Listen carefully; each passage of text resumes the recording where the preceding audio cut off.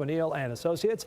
And Cosmo, let's start off with this proposed Olympic Games. I mean, between building venues, changing infrastructure, security, a large price tag. Is it worth it?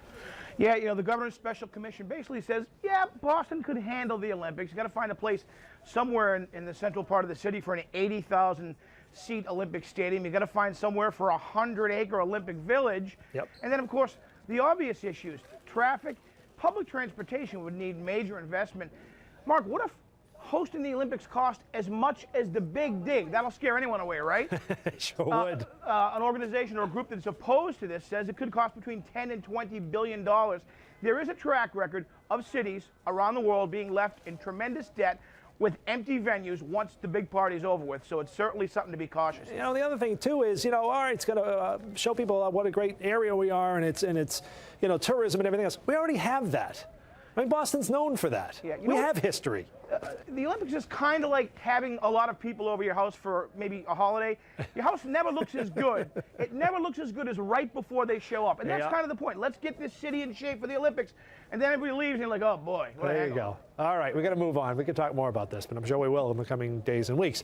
All right, let's talk about Fed chairperson Janet Yellen. Yep. She was talking today, I think it was the Senate Banking Committee she was in front of today as well, and saying that the weather and the cold weather, this brutal winter we've been going through, has had an impact on the market. It's very likely. And she also mentioned about taper. She's waiting to see how the markets go. If there's a problem and we have a big correction, they may slow down getting out of that taper. Tell us more about that. Yeah, she's certainly willing to make adjustments to Fed monetary policy again in the other direction in order to stimulate the economy. Look, this terrible winter has had such an impact on every other aspect of life. I'm buying it. Why not the economy? It's put a real drag on it, according to her. She also talked about the minimum wage and said, there's going to be an impact certainly on low-wage workers with an increase in the minimum wage, but she didn't go as far to criticize the way the president has the Congressional Budget Office's estimates on the overall impact on the retail sector and other parts of the economy if you do raise the minimum wage. All right, and lastly, let's talk about bereavement fares with airlines, because U.S. Airways bought, of course, American,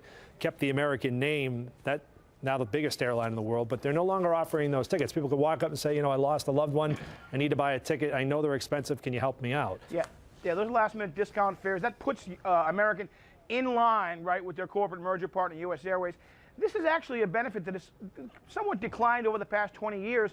It's a little bit been outlived by Travelocity and other services like that, which have made it kind of obsolete. If you're in a situation like that, loved one passes and you got to fly across the country, you can find a low-cost fare with some of these services.